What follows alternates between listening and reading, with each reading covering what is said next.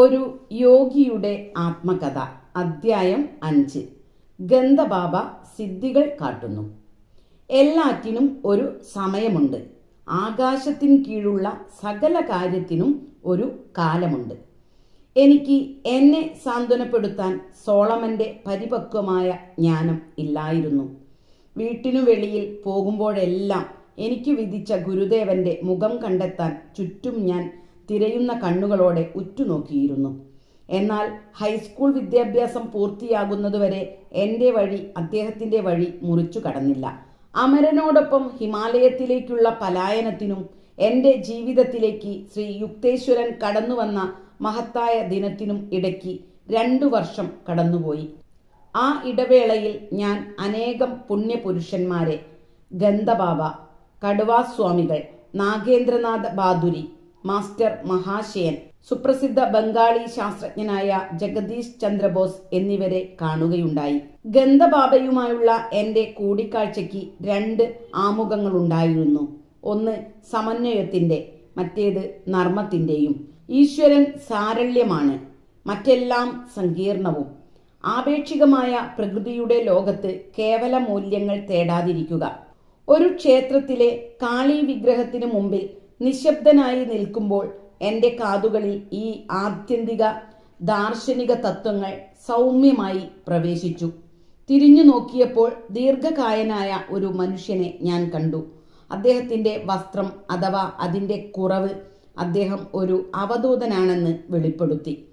എൻ്റെ ചിന്തകളുടെ കുഴയ്ക്കുന്ന വ്യാകുലത അങ്ങ് തീർച്ചയായും കണ്ടെത്തിയിരിക്കുന്നു.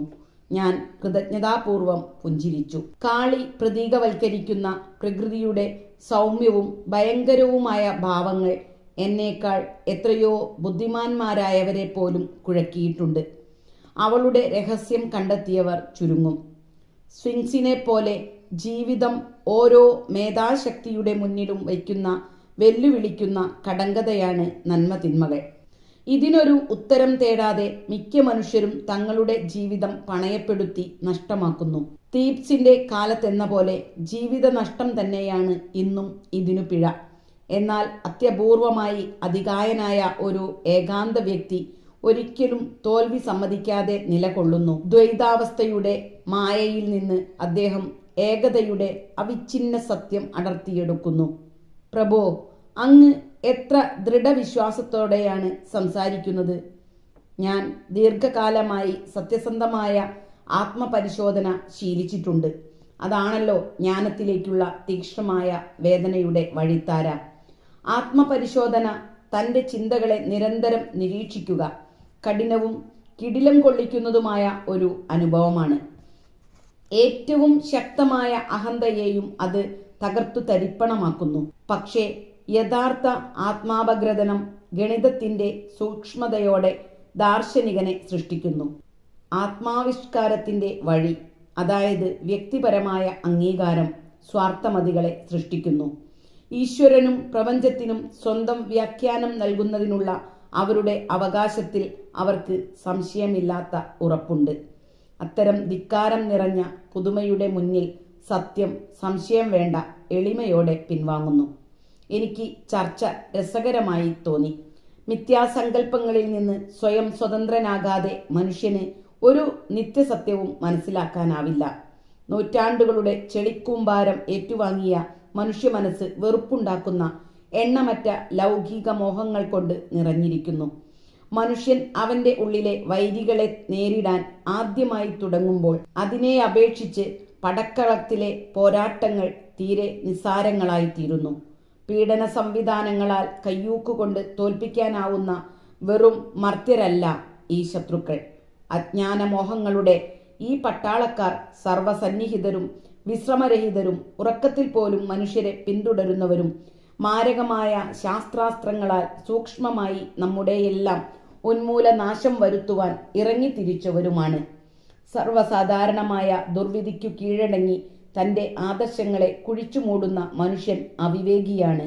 അവനെ ഹീനനോ അസ്തപ്രജ്ഞനോ നിന്ദ്യനോ ആയല്ലാതെ കാണുന്നതെങ്ങനെ? ബഹുമാന്യനായ പ്രഭു, സംഭ്രാന്തരായ ബഹുജനങ്ങളോട് അങ്ങേക്ക് സഹതാപമില്ലേ?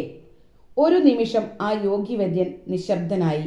തുടർന്ന് നേരിട്ടൊരു ഉത്തരം നൽകാതെ ഇങ്ങനെ പറഞ്ഞു: എല്ലാ നന്മകളുടെയും ഇരിപ്പിടവും അദൃശ്യനുമായ ഈശ്വരനെയും പ്രായേണ നന്മ തൊട്ടു തീണ്ടിയിട്ടില്ലാത്ത ദൃശ്യനായ മനുഷ്യനെയും ഒപ്പം സ്നേഹിക്കുക പലപ്പോഴും കുഴക്കുന്ന കാര്യമാണ്. എന്നാൽ കുഴക്കുന്ന നൂലാമാലയ്ക്ക് കിടനിൽക്കുന്നതാണ് സവിശേഷ വൈഭവം. എല്ലാ മനുഷ്യ മനസ്സുകളുടെയും ഒരേ ഐക്യം സ്വാർത്ഥപരതയുടെ കരുത്തുറ്റ സംബന്ധം മാത്രമാണെന്ന് ആന്തരികമായ പുനരന്വേഷണം വിളംബം വിനാ വെളിപ്പെടുത്തുന്നു. ഒരർത്ഥത്തിലെങ്കിലും മനുഷ്യന്റെ ഭ്രാതൃത്വം അങ്ങനെ വെളിവാക്കപ്പെട്ടു നിൽക്കുന്നു. എല്ലാവരെയും ഒരേ തട്ടിലാക്കുന്ന ഈ കണ്ടെത്തൽ ഒരു അമ്പരപ്പിക്കുന്ന എളിമയിലേക്ക് നയിക്കുന്നു.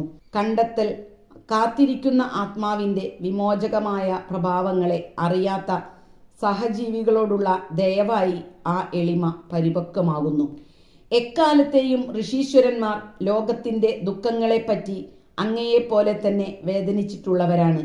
സങ്കുചിതമായ സ്വന്തം ദുഃഖങ്ങളിൽ മുഴുകിയ അല്പജ്ഞനായ ഒരു മനുഷ്യനു മാത്രമേ മറ്റുള്ളവരുടെ ദുരിതങ്ങളോടുള്ള പ്രതികരണശേഷി നഷ്ടപ്പെടുന്നുള്ളൂ.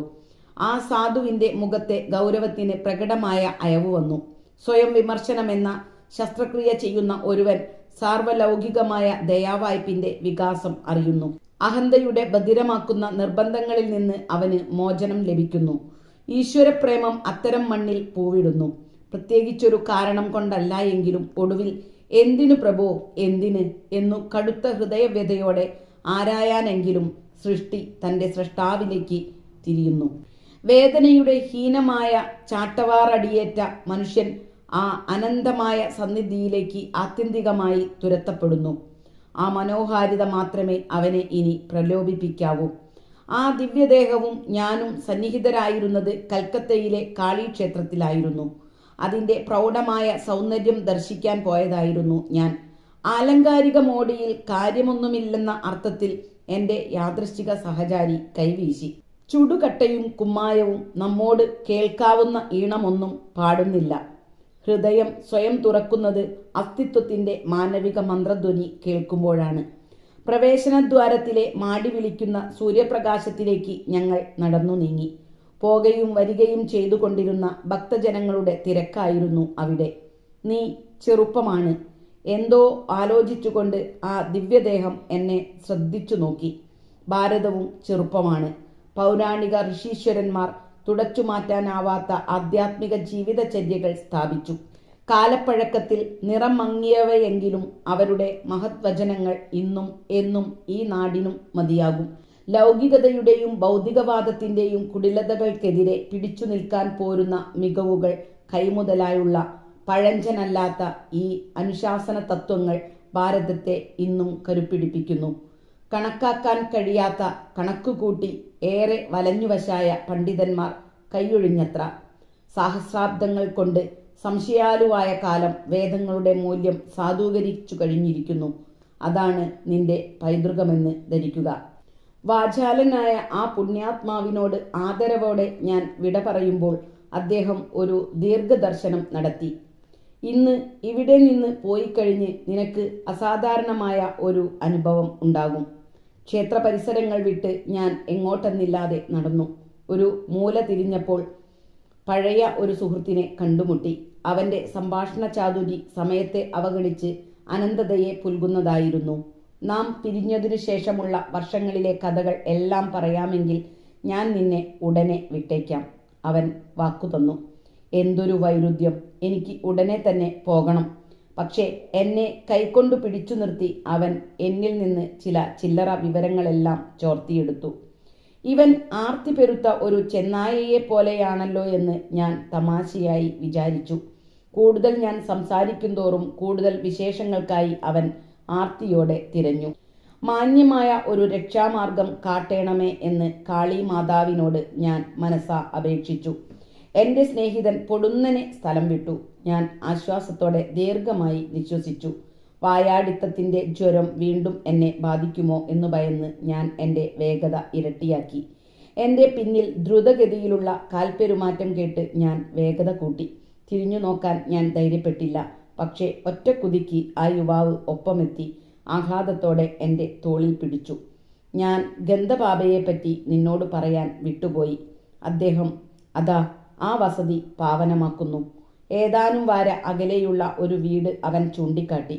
അദ്ദേഹത്തെ തീർച്ചയായും കാണുക. അദ്ദേഹം നിന്റെ താല്പര്യം ഉണർത്തും. നിനക്ക് അസാധാരണമായ ഒരു അനുഭവം ഉണ്ടായേക്കാം. ശരി, ഞാൻ പോകട്ടെ. അങ്ങനെ അവൻ യഥാർത്ഥത്തിൽ എന്നെ വിട്ടൊഴിഞ്ഞു. കാളിഘട്ട ക്ഷേത്രത്തിൽ കണ്ട സിദ്ധന്റെ ഏറെക്കുറെ ഇതേ വാക്കുകളിലുള്ള പ്രവചനം എൻ്റെ മനസ്സിൽ തെളിഞ്ഞു. വിസ്മയത്തോടെ ഞാൻ ആ വീട്ടിൽ പ്രവേശിച്ചു. ഒരു വിശാലമായ മുറിയിലേക്ക് ഞാൻ ആനയിക്കപ്പെട്ടു. ഓറഞ്ച് നിറത്തിലെ കട്ടിയുള്ള ഒരു പരവതാനിയിൽ അങ്ങിങ്ങായി കുറെ ആളുകൾ ചമ്രം പടിഞ്ഞ് ഇരുന്നിരുന്നു. ഭയഭക്തിയോടെയുള്ള ഒരു മന്ത്രണം എൻ്റെ ചെവിയിലെത്തി. പുലിത്തോലിലിരിക്കുന്ന ഗന്ധബാബയെ നോക്കൂ. മണമില്ലാത്ത പൂവിന് ഏതൊരു പൂവിൻ്റെയും സ്വാഭാവിക സുഗന്ധം നൽകാനോ വാടിക്കരിഞ്ഞ പൂവിന് പുതുജീവൻ നൽകാനോ ഒരാളുടെ തൊലിപ്പുറത്തു നിന്നും ആനന്ദകരമായ പരിമളം ഉദ്ഗമിപ്പിക്കാനോ അദ്ദേഹത്തിനു കഴിയും. ഞാൻ നേരെ ആ സിദ്ധനെ നോക്കി. പെട്ടെന്ന് അദ്ദേഹത്തിൻ്റെ ദൃഷ്ടി എന്നിൽ പതിഞ്ഞു നിന്നു. കറുത്തിട്ട് തടിച്ച് താടിയുമുള്ള അദ്ദേഹത്തിന് വിടർന്നു തിളങ്ങുന്ന കണ്ണുകൾ ഉണ്ടായിരുന്നു. മകനെ, നിന്നെ കണ്ടതിൽ എനിക്ക് സന്തോഷമുണ്ട്. നിനക്ക് എന്തു വേണമെന്ന് പറയൂ. ഏതെങ്കിലും പരിമളം നിനക്കു വേണമോ? എന്തിന്? അദ്ദേഹത്തിൻ്റെ ചോദ്യം ഏറെ ബാലിശമായി എനിക്ക് തോന്നി. സുഗന്ധങ്ങൾ ആസ്വദിക്കുന്നതിൻ്റെ വിസ്മയമായ രീതി അനുഭവിച്ചറിയാൻ. ഈശ്വരനെ കരുവാക്കി മണങ്ങൾ ഉണ്ടാക്കുകയോ? അതിനെന്താ? ഈശ്വരൻ ഏതായാലും സുഗന്ധങ്ങൾ ഉണ്ടാക്കുന്നുണ്ടല്ലോ. ഉണ്ട്, പക്ഷേ പുതുമ നഷ്ടപ്പെടാതെ ഉപയോഗിക്കാനും പഴകിയത് ഉപേക്ഷിക്കാനും ലോല പുഷ്പദല കലശങ്ങൾ അദ്ദേഹം രൂപപ്പെടുത്തുന്നു. അങ്ങേക്ക് പൂക്കൾ ആവിർഭവിപ്പിക്കാമോ? ആകാം, പക്ഷേ ഞാൻ സാധാരണയായി സുഗന്ധങ്ങളാണ് സൃഷ്ടിക്കാറ് കൊച്ചു ചങ്ങാതി. എങ്കിൽ പരിമള വ്യവസായശാലകൾ അടച്ചുപൂട്ടേണ്ടി വരും. അവയുടെ തൊഴിൽ വച്ചുപുലർത്താൻ ഞാൻ അനുവദിക്കും. എൻ്റെ സ്വന്തം ഉദ്ദേശം ഈശ്വരന്റെ ശക്തി വെളിവാക്കുക എന്നതാണ്. പ്രഭോ, ഈശ്വരനെ തെളിയിക്കേണ്ടതുണ്ടോ? അദ്ദേഹം എല്ലാറ്റിലും എല്ലായിടത്തും അത്ഭുതങ്ങളല്ലേ കാട്ടുന്നത്? അതെ, പക്ഷേ അദ്ദേഹത്തിൻ്റെ അനന്തമായ സൃഷ്ടിപരതയുടെ വൈവിധ്യം കുറെ നാമും കാട്ടണം. എത്ര കാലം കൊണ്ടാണ് അങ്ങ് ഈ കല വശമാക്കിയത്? 12 കൊല്ലം. സൂക്ഷ്മമാർഗങ്ങളിലൂടെ പരിമളങ്ങൾ നിർമ്മിക്കാൻ ഏതാനും രൂപയ്ക്ക് ഒരു പൂക്കടയിൽ നിന്നു ലഭിക്കുന്ന സുഗന്ധദ്രവ്യങ്ങൾക്കു വേണ്ടി അഭിവന്ദ്യ ദിവ്യാത്മാവെ, അങ്ങ് ഒരു വ്യാഴവട്ടക്കാലം പാഴാക്കുകയായിരുന്നുവെന്നു തോന്നുന്നു. പരിമളങ്ങൾ പൂക്കളോടൊപ്പം മായുന്നു. പരിമളങ്ങൾ മരണത്തോടെ മായുന്നു. ശരീരത്തെ മാത്രം രസിപ്പിക്കുന്ന ഒന്ന് ഞാൻ എന്തിനാഗ്രഹിക്കണം? മിസ്റ്റർ ദാർശനികൻ, നീ എൻ്റെ മനസ്സിനെ സന്തോഷിപ്പിക്കുന്നു. ആട്ടെ, നിന്റെ വലതുകൈ നീട്ടുക. അദ്ദേഹം അനുഗ്രഹാശിസിന്റെ ഒരംഗ്യം കാട്ടി. ഞാൻ ഗന്ധബാബയുടെ അരികിൽ നിന്ന് ഏതാനും അടി അകലെയായിരുന്നു. എൻ്റെ ശരീരത്തിൽ സ്പർശിക്കത്തക്കവണ്ണം മറ്റാരും അടുത്തില്ലായിരുന്നു. ഞാൻ കൈനീട്ടി. അതിൽ ആ യോഗി തൊടുകയുണ്ടായില്ല. എന്തു സുഗന്ധമാണ് നിനക്ക് വേണ്ടത്? റോസ്. അങ്ങനെയാകട്ടെ. അത്യത്ഭുതമെന്ന് പറയട്ടെ, എൻ്റെ ഉള്ളം കൈയിൽ നിന്ന് പനിനീർ പൂവിൻ്റെ മനം മയക്കുന്ന സുഗന്ധം ശക്തമായി പരന്നു. അടുത്തിരുന്ന പൂത്തട്ടകത്തിൽ നിന്ന് മണമില്ലാത്ത വലിയ വെളുത്ത പൂവ് ഒരു പുഞ്ചിരിയോടെ കയ്യിലെടുത്തു. മണമില്ലാത്ത ഈ പൂവിന് മുല്ലപ്പൂ മണം നൽകാൻ കഴിയുമോ? അങ്ങനെയാകട്ടെ. ആ ദലങ്ങളിൽ നിന്ന് മുല്ലപ്പൂവിൻ്റെ പരിമളം ഉടൻ തന്നെ പുറത്തു വന്നു. ഞാൻ ഈ അത്ഭുത സൃഷ്ടാവിന് നന്ദി പറഞ്ഞുകൊണ്ട് അദ്ദേഹത്തിൻ്റെ ഒരു ശിഷ്യന്റെ അടുത്തു ചെന്നിരുന്നു. സ്വാമി വിശുദ്ധാനന്ദൻ എന്ന ഗന്ധബാബ ടിബറ്റിലെ ഒരു ആചാര്യനിൽ നിന്ന് നിരവധി വിസ്മയകരമായ യോഗരഹസ്യങ്ങൾ വശമാക്കിയിട്ടുണ്ടെന്ന് അയാൾ പറഞ്ഞു. ആ ടിബറ്റൻ യോഗിക്ക് 1000-ലധികം വയസ്സുണ്ടായിരുന്നുവെന്ന് അയാൾ ഉറപ്പിച്ചു പറഞ്ഞു. അദ്ദേഹത്തിൻ്റെ ശിഷ്യനായ ഗന്ധബാബ ഇപ്പോൾ നിങ്ങൾ കണ്ട മാതിരി ലളിതമായ വാചിക രീതിയിലല്ല തൻ്റെ സുഗന്ധസിദ്ധികൾ പലപ്പോഴും കാട്ടുക. ഗുരുവിലുള്ള പ്രകടമായ മതിപ്പോടെയാണ് ശിഷ്യൻ പറഞ്ഞത്. സ്വഭാവ വൈവിധ്യങ്ങൾക്ക് യോജിക്കും വണ്ണം അദ്ദേഹത്തിൻ്റെ മാർഗങ്ങൾ ഏറെ വ്യത്യാസപ്പെടാറുണ്ട്. അദ്ദേഹം തീർത്തും ഒരത്ഭുതമാണ്. കൽക്കത്തയിലെ ബുദ്ധിജീവികളിൽ നിരവധി പേർ അദ്ദേഹത്തിൻ്റെ അനുയായികളാണ്. അക്കൂട്ടത്തിൽ ഒരാളാകേണ്ടതില്ലെന്ന് ഞാൻ മനസ്സാലെ തീരുമാനിച്ചു. അക്ഷരാർത്ഥത്തിൽ തീർത്തും ഒരത്ഭുതമായ ഗുരുവിനെ എനിക്ക് അത്ര ഇഷ്ടമായിരുന്നില്ല. ആദരവോടെ ഗന്ധബാബയ്ക്ക് നന്ദി പറഞ്ഞിട്ട് ഞാൻ യാത്രയായി.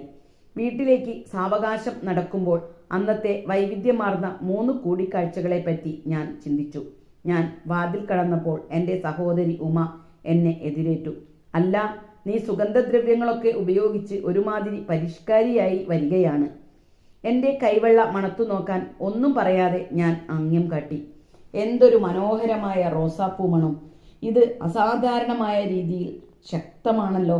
ശക്തമായ രീതിയിൽ അസാധാരണം എന്നു വിചാരിച്ചുകൊണ്ട് സൂക്ഷ്മ സൗരഭ്യം ലഭിച്ച പൂവ് മിണ്ടാതെ ഞാൻ ചേച്ചിയുടെ മൂക്കിനു താഴെ പിടിച്ചു. ഓ മുല്ല, എനിക്ക് എന്തിഷ്ടമാണ്! ചേച്ചി എന്നിൽ നിന്ന് പൂ പിടിച്ചു വാങ്ങി.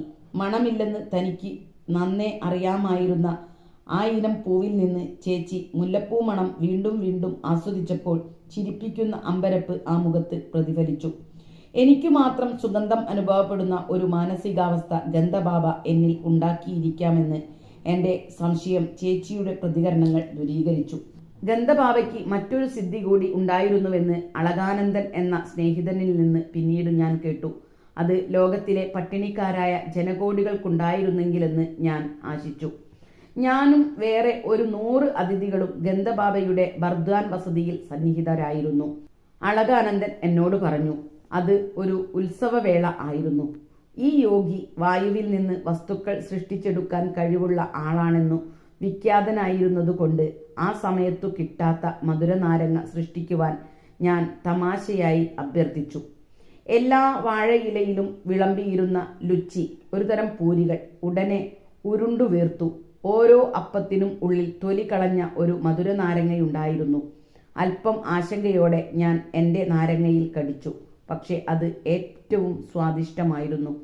ഗന്ധബാബ ഈ അത്ഭുതങ്ങൾ എങ്ങനെ കാട്ടിയെന്ന് വർഷങ്ങൾക്കു ശേഷം ആത്മസാക്ഷാത്കാരം കൊണ്ട് ഞാൻ മനസ്സിലാക്കി.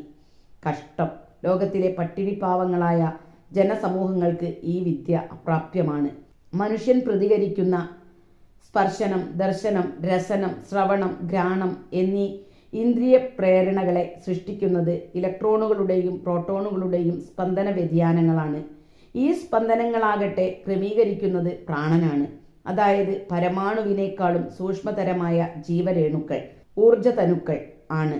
ഇവ സ്വയം പ്രജ്ഞയുള്ള പഞ്ചേന്ദ്രിയാധാരമായ ആശയസങ്കല്പസാരം കുടികൊള്ളുന്നവയാണ്. ചില യോഗാചരണങ്ങൾ കൊണ്ട് ഈ പ്രാണശക്തിയിൽ സ്വയം പൊരുത്തം വരുത്തി ജീവതനുക്കളെ നിയന്ത്രിച്ച് അവയുടെ സ്പന്ദനഘടന പുനഃക്രമീകരിച്ച് ഉദ്ദേശിക്കുന്ന ഫലം വസ്തുനിഷ്ഠമാക്കുവാൻ ഗന്ധബാബയ്ക്ക് കഴിയുമായിരുന്നു. അദ്ദേഹം സൃഷ്ടിച്ച സുഗന്ധവും പഴങ്ങളും മറ്റത്ഭുതങ്ങളും ഭൗതിക സ്പന്ദനങ്ങളുടെ യഥാർത്ഥമായ ആവിഷ്കാരമായിരുന്നു. അല്ലാതെ മയക്കുവിദ്യ കൊണ്ട് സൃഷ്ടിച്ച ആന്തരിക അനുഭൂതി വിശേഷങ്ങൾ ആയിരുന്നില്ല. ക്ലോറോഫോമിന്റെ പ്രയോഗം അപകടകരമാകാവുന്ന ആളുകളിൽ ഒരു ബോധനിരോധക വസ്തു എന്ന നിലയിൽ ഭിഷഗ്വരന്മാർ ലഘു ശസ്ത്രക്രിയകൾക്ക് നിദ്രാധീന വശീകരണം അഥവാ ഹിപ്നോട്ടിസം ഉപയോഗിച്ചിട്ടുണ്ട്. നിദ്രയിലെ ഈ മോഹാവസ്ഥ കൂടെ കൂടെ അതിന് വിധേയമാകുന്നവർക്ക് ദോഷകരമാണ്. മനഃശാസ്ത്രപരമായി വിനാശകരമായ ഒരു ഫലം ഉണ്ടാവുകയും കാലക്രമത്തിൽ മസ്തിഷ്ക കോശങ്ങൾ താറുമാറാവുകയും ചെയ്യുന്നു. മറ്റൊരാളുടെ ബോധമേഖലയിലേക്കുള്ള കടന്നുകയറ്റമാണ് ഹിപ്നോട്ടിസം. ഇതിന്റെ താൽക്കാലിക പ്രതിഭാസങ്ങൾക്ക് ഈശ്വര സാക്ഷാത്കാരം ലഭിച്ച സിദ്ധന്മാരുടെ ദിവ്യാത്ഭുതങ്ങളുമായി യാതൊരു സാമ്യവുമില്ല. ഈശ്വരനിൽ ഉണർന്ന യഥാർത്ഥ താപസേന്ദ്രന്മാർ പ്രപഞ്ച സ്രഷ്ടാവെന്ന സ്വപ്നാടകനോട് സമരസമായി സമ്മേളിച്ച ഒരു ഇച്ഛാശക്തി കൊണ്ട് ഈ സ്വപ്നലോകത്ത് വ്യതിയാനങ്ങൾ വരുത്തുന്നു. ഗന്ധബാബ കാട്ടിയ രീതിയിലുള്ള അത്ഭുതസിദ്ധികൾ പകിട്ടേറിയതാണെങ്കിലും അവ ആധ്യാത്മികമായി പ്രയോജനരഹിതമാണ്. വിനോദമെന്നതിൽ കവിഞ്ഞ ഒരു ഉദ്ദേശ്യവും നിറവേറ്റാത്ത അവ ഗൗരവമായ ഈശ്വരാന്വേഷണത്തിന്റെ പാതയിൽ നിന്നുള്ള വ്യതിചലനമാണ്. അസാധാരണമായ അത്ഭുതസിദ്ധികൾ കാഴ്ചയ്ക്കായി കാട്ടിക്കൂട്ടുന്നത് ശരിയല്ലെന്ന് ആചാര്യന്മാർ വിലക്കിയിട്ടുണ്ട്.